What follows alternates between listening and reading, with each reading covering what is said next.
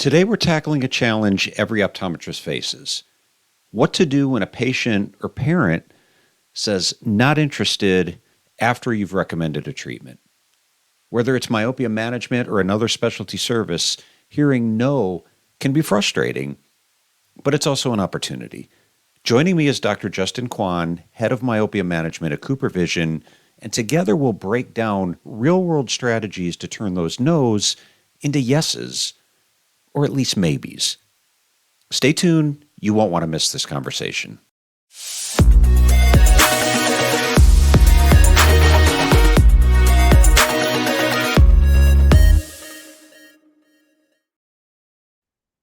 Hi, welcome to another episode of I Own a Business, where we focus on helping practice owners grow the practice of their dreams. I'm your host, Dr. Steve Vargo, and I have a question for you. If you provide any form of specialty care, you know that it can be a challenge to get patients interested. In fact, sometimes you spend a long time educating patients about a treatment option, and their reply is not interested. How should you respond to that? So I'm thrilled to have with me the head of myopia management with CooperVision, Dr. Justin Kwan, who recently asked a room full of doctors that exact question. And more specifically, when you present myopia management as an option and the parents reply, not interested, how do you respond to that? So today we're going to break that down. We're going to break down their answers and maybe come up with a consensus on the best way to respond. So, hey, Justin.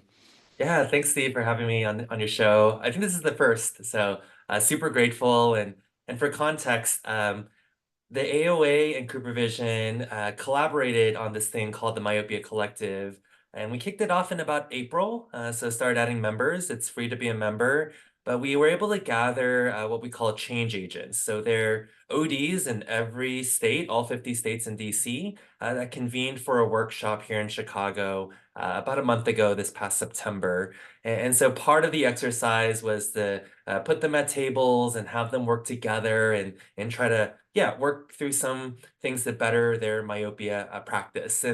And one, I think, huge but important detail is that myopia is too big of a problem for it to actually be a specialty. It kind of does have to be primary eye care. And thankfully, in the past 4.5 years, it has gotten a lot simpler and easier. So with that, yeah, happy to kind of talk about this potential parent's objection.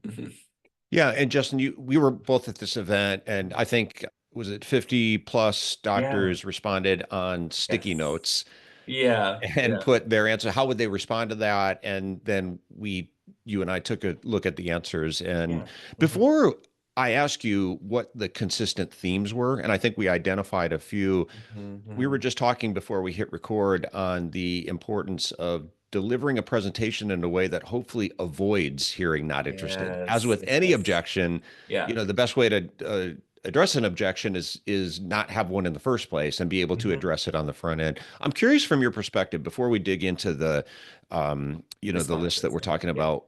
From your perspective, what are some of the most common reasons parents Mhm. give for not being interested in myopia management?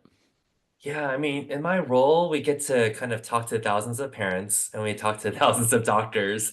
So it's great when they're in separate spaces and rooms and we can get an honest response on what did you hear and what did you think? Because doctors will perceive it's too expensive for the family, lack of insurance coverage beyond the contact lens allowance, and why they're not interested is they don't understand. But the parents will say, "Oh, I heard this from the doctor." And when they showed me a picture of a longer eye from a shorter eye, then I started to understand. And I think you'll agree that a lot we're primarily visual learners, and so just even that small little detail of showing a picture instead of just telling and sharing information is going to help you kind of move the needle in that direction. But I think parents mostly are hearing about this for the first time. They perceive their children are too young for contact lenses. And those are kind of the top two that bubble up from the parent side. When we dig into that list, what would Mhm. you say were some of the consistent themes that we saw Yeah. as the doctors Yeah. responded to how would they respond to a parent saying they're not interested? Yeah, putting myself in the shoes of some of these doctors, I do get the sense like it's discouraging when patients don't move along with your treatment plan. And I felt some like defensiveness or like why not? And we want the best for you. And that's one theme. The other theme was like, no big deal. I'll just see you back in 6 months. If it gets worse, then that's more proof in the pudding.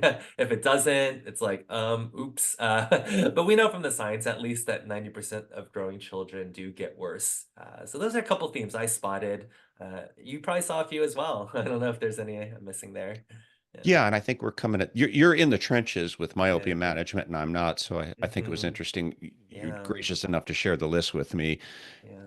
Something that jumped out at me was that consistent theme of saying it's okay when a parent says it's okay, because Hmm. I don't think we want to be pushy with it. No, no. And we did our job is in terms of educating them. But when a parent says okay, a consistent theme that I saw was saying, let's just have you come back Yeah. sooner than a year. Let's have you come back in 6 months and recheck the vision again. Mhm. And it was a polite response. It was a non-pushy response. My one question I would have around that is, are we letting the parent walk out the door with unaddressed objections? Where Yeah. I Yeah. think maybe we could ask a few more questions to find out in a non-invasive way why they're not interested. Because I want to explore that in a minute too. Mhm.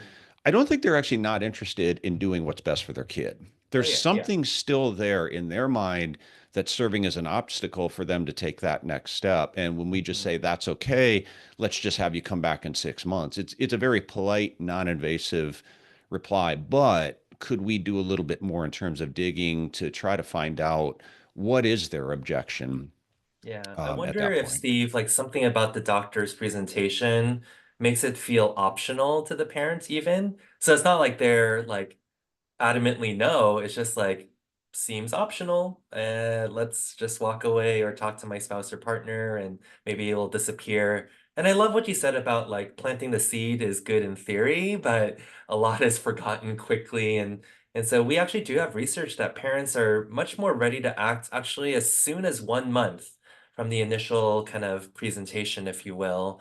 So maybe 6 months is perhaps a little too long, or I always say that parents like myself with two young kids are busy. Parents are busy, and maybe we should revisit when they pick up the updated glasses in 2 weeks rather than stretching it out to 6 months. And there won't be progression by that point, but kind of strike while the iron's hot. How do you feel about Mhm. that? Yeah. Justin, I think it's a great idea. Do Yeah. you see doctors do that? Because I do think at 6 months, it's sort of out of sight, out of mind, Hmm. that a Hmm. lot of that is forgotten and things that are not on our mind, we're less likely to take Yeah. action on. Versus Yeah. if you've done an effective job communicating, educating in the room, hopefully, even if they don't agree to myopia management that day, it's still going to be something that they're interested in and maybe want to go out, talk to somebody else, talk to the Hmm. other parent, do some research. Hmm. Do Hmm. you see many doctors do any kind of a follow-up in that Sooner. two, three, Yeah. 4 week period? Yeah, not consistently at the moment. I think part of it is logistics. So, during COVID, we scheduled all of the glasses dispenses. But when you look at the last hour of the clinic day, it's typically a non-revenue generating slot because if you do a comprehensive at 5 o'clock and you close at 5:30, the opticians are not going to be happy because everybody's going home late. And so maybe you could do the glasses dispense and schedule that as another 5 minute, 10 minute touch base with the family, this kind of be available again for any unanswered questions. So I think that could be a best practice. What do you think are the biggest obstacles from the um, Mhm. that triggers that not interested? And I know we talked about Mhm. price. The thing Mhm. I'm looking at, Justin, do we do a good enough job of explaining what it is? And I think Yeah. you've heard me talk enough on this. Mhm. I think there's um, almost we feel like the more we talk about it, the more people are going to understand it. And I think as doctors, sometimes there's a bit of we over explain things, we over Yeah. educate to the point of confusion. And once people Yeah. get confused, there's a little bit of a fear moving forward because we're not certain what the outcome is. We're not certain what I'm actually signing up for here. Yeah. And one of the things that I think you and I have both looked at is the value of being succinct and being able Hmm. to educate people in a manner that is going to be simple and relatable to them versus thinking that the longer we sit in a room and talk and talk and talk and use a bunch of terms that they've never heard, Yeah. sometimes that can be counterproductive. Yeah, just a brute force with information. Yeah, Dr. Steve told me once that he thinks it takes longer to explain cataracts than it does myopia management. And most of our colleagues would probably beg to differ, and that it takes 10 minutes to explain myopia. So I secretly timed a few doctors without their knowing and say, pretend I'm a 70-year-old patient with cataracts and 2030, and what do I need to know? And do I need surgery? And it actually took Steve 54 seconds when I tried it twice in two different rooms, 54 seconds. And so I think we've kind of come to a place where we'd like to help doctors do the myopia conversation in about 25 to 30 seconds. It's not quite the 3-minute rule, but it's at least shorter than cataracts. So yeah, I think it can be that short and not be exhaustive, knowing that the parents will have more questions. And yet, I think the biggest mistake, if you will, is that doctors right now are going through pros and cons of MiSight, pros and cons of Ortho-K, pros and cons of atropine, and it's almost like you decide when we can actually kind of guide them to the right place, but still send home the information. So I think you talk about that decision of paralysis that can happen if they're given too many things all at the same time. Mhm. Yeah, yeah. And you made a point earlier, a lot of parents we're talking with they've never heard of it before. Mhm, mhm. So I'm a big believer that questions help drive interest. Yeah, And the more yeah, questions you ask, one, it helps reveal what's really of most importance mhm, to the parents in this yeah, case, yeah. really trying to explore what their concerns are about their child's myopia. But Mhm. also, what I tend to find is if you ask really good questions, it piques their curiosity, and then they Yeah. start asking Oh questions. yeah, Well, yeah, Justin, if you're asking me questions, what are you yeah. telling me? You're telling me that these are the most important things that that are important to Mhm, you, mhm, which you're going to be more interested in hearing versus me trying to force information upon you to try to mhm, get you to make a decision. So I think one thing that would benefit the conversation is just asking more questions to try to really explore what the parent's mhm. biggest concern And is. Steve, can I try two questions? If you are the parent and I'm the doctor, can we Yeah, kind of try a couple questions and you tell me, what you would change or tweak maybe? yeah, yeah. So the first one is, again, the problem of myopia. So I might ask you, Steve, like, Mr. Vargo, did you know some eyes are longer than other eyes? And then what do you think about that question? Well, right off the bat, I don't. I don't Yeah, know that, but you I'm don't know that. curious now to Yeah, know why. okay. Why is that relevant, Why the Dr. heck is he Kwan? at? Right, I'm Yeah. leaning in, right? I Yeah. mean, you No. wouldn't ask me that just as a trivia question, so Right. It's not going to you've got my be, curiosity. yeah. No, thanks. And then this other one is actually not even eye care related, but we kind of do in social circles, right? So, Mr. Vargo, I have good news and bad news. What do you want to hear first? Um, I'm probably going to go with let's get the bad news out of the Out way. of the way. I think most people would, right? So the bad news is your son's eyes are growing too long, too fast, and getting weaker. And the great news is we can finally do something about that. We can treat this from getting worse so quickly.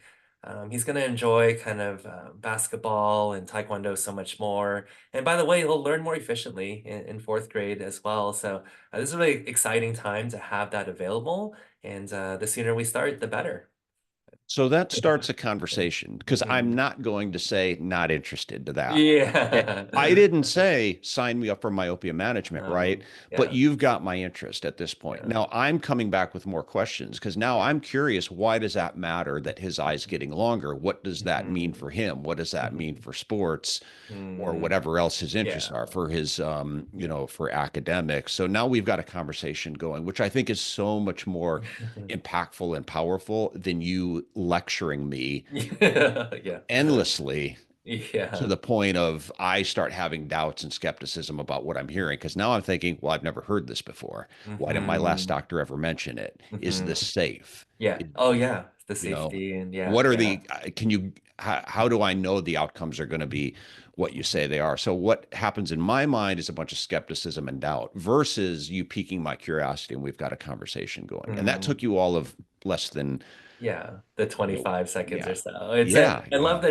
that it becomes a two-way street, right? Because habitually, I think the parents are on their cell phone just waiting until the doctor's ready to talk to them about their child. And Hmm. you really have to, again, make the parent an active listener rather than that Charlie Brown, like the teacher, wah, wah, wah, wah, right? And that's like essentially what everybody's hearing when the doctor is talking until, like you said, we've piqued their curiosity.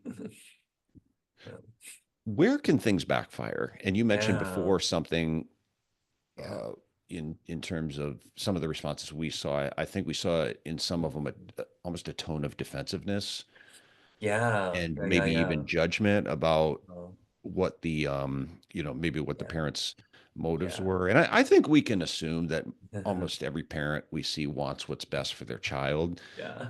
And I think we have to be careful not to come across as being defensive about the parents' Mhm. motives. But your thoughts on that? Yeah, gosh. I think I've been in that place where I was a little too heavy-handed to a personality that was very sensitive, like a mom and a 12-year-old daughter. Like, oh, if we don't start this soon, we're gonna potentially lose vision. And then I immediately saw in the nonverbals that was too much. And yeah, just like you said, the assumption that parents don't want what's best for their child or Steve, sometimes I teeter between these, I think they're called modal verbs, right? Like you can do something, you should, you need to, you have to. I think most of those are a little too heavy-handed, but I still would like to shy away from the word can because it brings it back to optional. Well, Mhm. you can start treatment or you can do this. And yeah, so I don't know if you have a solution for that. What's the happy medium? And it again kind of is dependent on the parent personality, right? Yeah.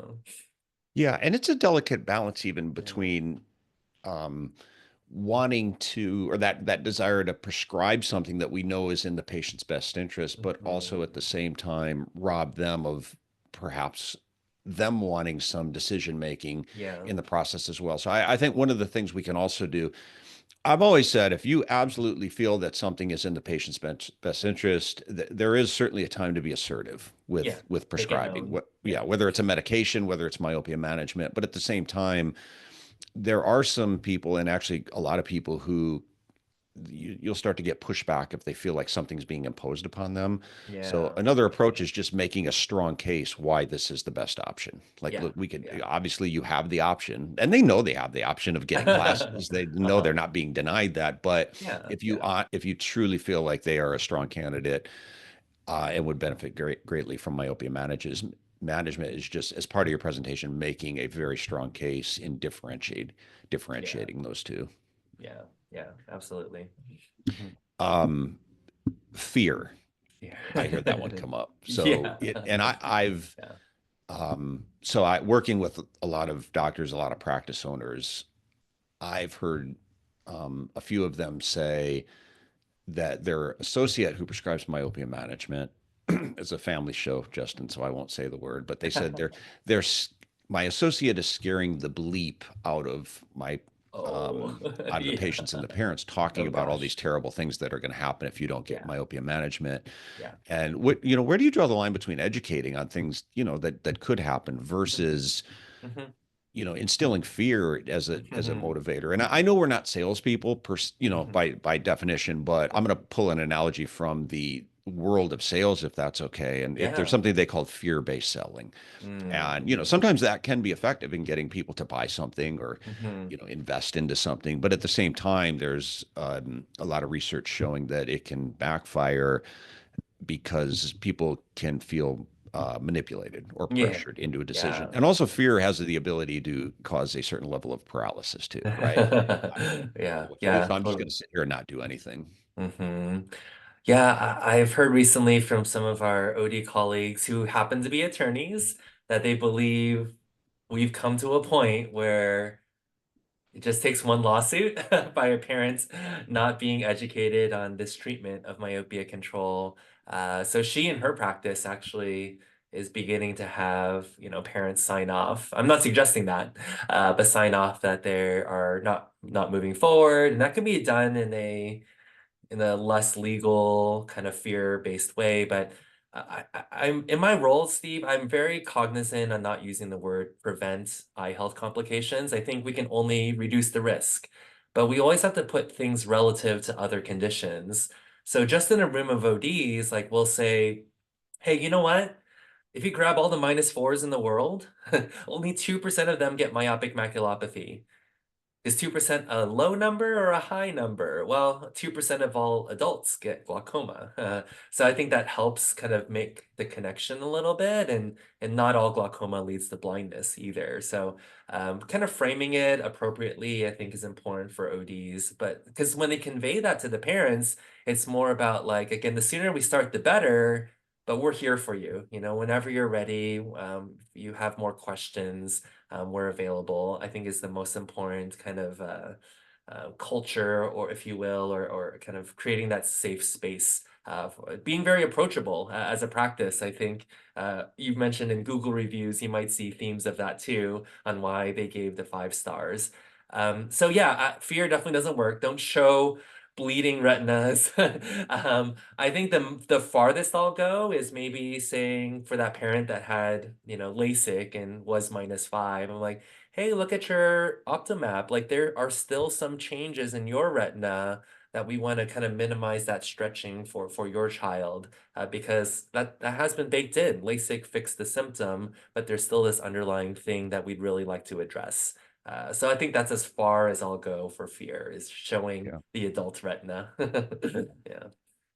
I think one of the most important thing, and maybe one of the most undervalued things in terms of our ability to drive patient adherence, is the Mm. ability to connect with people. And Yeah. I think we can easily do things where most doctors are well intended, but when we do things like make assumptions Hmm. about parents, when we take a defensive posture when somebody says they're not interested or they need to think about it, when we create fear to the point where somebody maybe thinks they're being pressured or manipulated, and it drives skepticism, all these things create disconnect Yeah. between the parent, or in the patient and the doctor. And in the case of myopia management, a lot of times what we're talking about is the are the parents. So, and I think it's so important to develop that connection. I think it's important. Something we could do is find common ground right from the Yeah. beginning, because we don't always know the patient's motive. The patient who says they're not interested and we get defensive, well, we don't know. Is it a cost issue? Is it a is there just confusion? Did we not do a good enough job of explaining what it is, and that they're just Mhm. not clear on what it is? Are they not clear on the outcomes? We don't know for sure why they're saying not interested. Yeah. Um, Or but no, finding or not right now. I'll not give you right two now, yeah. examples. Is like a couple summers ago, our basement flooded, so we were out like $9,500. There's no way we could have signed up for a treatment like myopia control at the time. Or like my best friend from like seventh grade onwards, his family, 3 kids, they were trying to figure out their HSA, FSA, because of course they had done Invisalign earlier for their oldest, so they were trying to prep that in to get ready for the new year, and then they would start treatments, but they wouldn't necessarily say that out loud to the doctor or their staff, right? Yeah. Yeah, and they're not Yeah. always going to reveal that. I think if we can find common ground in the beginning, though, I think we can work from that. And even saying just Yeah. something as simple as, we both want your child to have the best possible vision. Hmm. It Hmm. establishes a connection there, because that's Yeah. common ground we can agree on, and then we can move forward with that. Yeah. Um, Yeah. Yeah. the the last one I was going to point out that I got from that list, Yes. I'm, most doctors are guilty of this at some point, and I'll raise my hand to say I definitely was, but I think sometimes ego gets in the way when we prescribe Yeah. things, because Yeah. I did it. Uh-huh. We Me think, well, I'm the too. doctor. Why wouldn't you listen to me? I went to I school went to all these school. years. Yeah. Yeah. Yeah. See, don't you see those degrees in my fancy Yeah. lab coat? Uh-huh. Why wouldn't you listen to me? But you know what, Justin, you know as well as I do. I mean, people say no to us all the time. They say not Hmm. interested. People get second opinions. It happens all the Hmm. time. So True. So I think true. sometimes we have to put ego aside. And something that I stress in the talks I do on communication is sharing stories of other patients who've Yeah. been through this, because I think it takes us away from saying, I believe strongly in this. And it's great to have conviction. You Hmm. should, but patients, parents can still be um, skeptical a little bit Yeah. about what they're Yeah. hearing. But when you start sharing stories about other people, it's something people love to hear anyway. They love to know Hmm. what Hmm. worked for other people. It's easier to comprehend. Instead of us Yeah. getting all caught up in a bunch of medical jargon, we're Right. sharing a Right. story about an outcome, another child that was similar in age to to their son, and the outcome we had. It's something that's very relatable to them. It's simple to understand, and it's something they'll remember. They're gonna Yeah. forget That's most the of the key. information you tell them really quick, but a couple stories, Hmm. that will be something they remember. And we want them to remember when they leave. The ones who Yes. say, I got to think about it, right? We don't want them to forget in 48 hours. We want them to still Yeah. be clinging to some things that they And can those remember. those stories are undeniable. They're not a questionable marketing claim, right? Like this actually happened It's in this happened. Yeah. child that has a family that you might have went to their block party over the summer. It becomes a lot more real. Yeah. Yeah. What else? What didn't we cover? Anything else before we close out here? No, I think that elevator pitch is that great starting point, and not asking people to time themselves necessarily, but kind of just maybe look at your schedule tomorrow if you have 10 adults, and kind of were you talking to this CPA about computer progressives? Were you talking about this part-time pickleball player? And like just think about how much time you're actually spending in each of those patient education conversations, and realize myopia is not all that different. It's just a pivoting from making them see clearly to that plus treating their eyes from getting worse as they grow. And it's really about kind of protecting that child's vision, as we mentioned earlier. And so, yeah, I'll just do it one last time because I think it's something we've tinkered with over the past 4.5 years, and we think it works well. And so something to the effect of, yeah, your child's eyes are growing too long, too fast, and getting weaker, and my job is to protect their vision from getting worse as they grow. And we're here for you. And this is really great news for children, not only in our practice, but across the world. And maybe that's a little bit too much, but No, it was yeah, great. And I think something else that, people could do as well is go to somebody who's never heard of yeah. myopia Your management. next door As neighbor. Go to your Yeah. next door Yeah. neighbor, a Mhm. friend, a Mhm. family member, and Mhm. explain it to them. You just gave a great example. Mhm. And if somebody wants to borrow from that, absolutely. But your pitch to parents, explain it to somebody outside the exam room who's never heard of it before, and then ask them, do you understand what I just said? What Mhm. questions do you have? What objections would that, create? And Create. then Yeah. try to adapt your pitch Mhm. accordingly. Because the Yes. best way to Yeah. to Yeah. address an objection is to avoid one altogether. I really believe that a lot of doctors confuse people when they explain things, and I don't think my Unknowingly and unintentionally, but now yeah. we know better, right? Yeah, Yeah, yeah. And yeah. patient, to the point we made before, that they're not always going to speak up and say, "Hey, doc, I don't understand what you're saying." Yeah, they might It just walk out, and that was your chance. That was, you only have one chance at a first impression, right? Right, yeah. And how many Yeah. people have called you? And I think a lot of doctors can relate to this. And maybe they don't live in your area, or they Yeah, couldn't come to yeah. see you, right? And they say, "Hey, Oh, all the Justin." time. Yeah, Yeah, it's yeah. a friend or somebody, a family member said, "Hey, Justin, I just went to the eye doctor and they said I've got this thing, or they said I need this." It's always family. It's my Yeah, it's family in always family, but they California. It's my butcher aunt. the explanation. And it's not their fault. It's our Yeah, fault because we're not yeah, explaining things yeah, too well.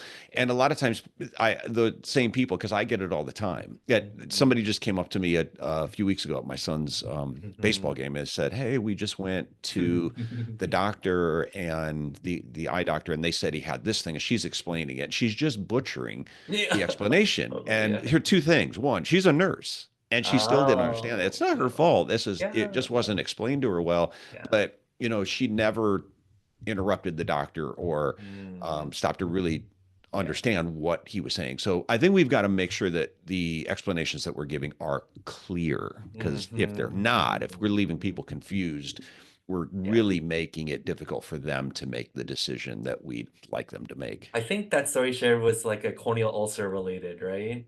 It was Yeah. ulcer. Yeah. Yeah, I had to yeah. piece it together, I but I get know. that all the time. People will say, the doctor said I need this. And then I can usually piece it together, but it's not clear. And it caused me to realize, man, we really don't do a very good job explaining things in a way that's Oh no. simple. We Yeah. overcomplicate it. Yeah, and whether you have an interior segment like slit lamp camera or not, one thing I found useful in practice to hopefully minimize that thing from happening to you, Steve, is just go on the computer in the exam room, go on Google Images, and then search corneal ulcer. And yeah, you'll see some gross pictures, but have the patient or the parent take a picture of that Google image, and then at least they have it in their phone's photo album to refer back to. Yeah. Yeah.